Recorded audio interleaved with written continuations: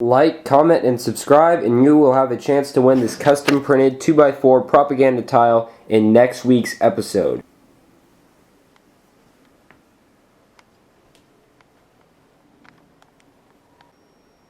Let's get this started. Let's clean up this mess real quick.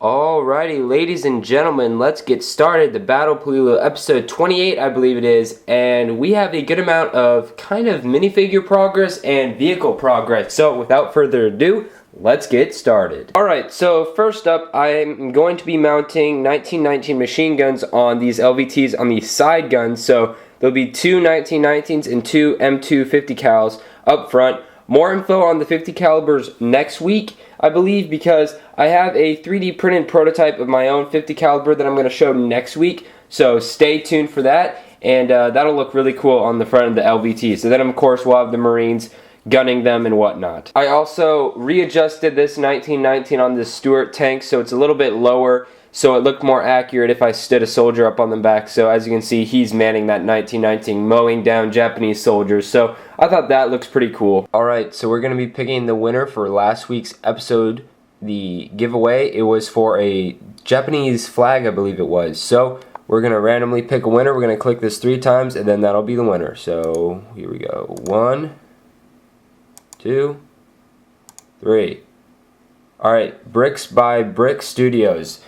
All you have to do is personal message me here on YouTube your address, and I'll ship out that tile free of charge. Thanks for playing. Alright, finally we have these machine guns. Now, this is not exactly what I was talking about. I'm still going to be making a custom, fully plastic injection molded, with tripod, overmolded, all the goodness. Like, I think it's a Type 99 machine gun, or a Type 97 machine gun, but these will have to do for this mock because I can't hold up the mock any longer, and we really got to get cruising, so I don't want to be holding up the mock for another couple months just to get one machine gun. So here I made 2 brick-built machine guns. Let me readjust the camera and show you kind of what they look like. So here's what the machine guns look like, and then of course I can turn them around for you guys. So they got the ammunition coming in through the side, through the belt, got a little tripod. And overall, it's somewhat accurate, but like I said, I still want to do the full custom, minifigure scaled version of it. So these do look cool. I have the one here, and then of course I have the one back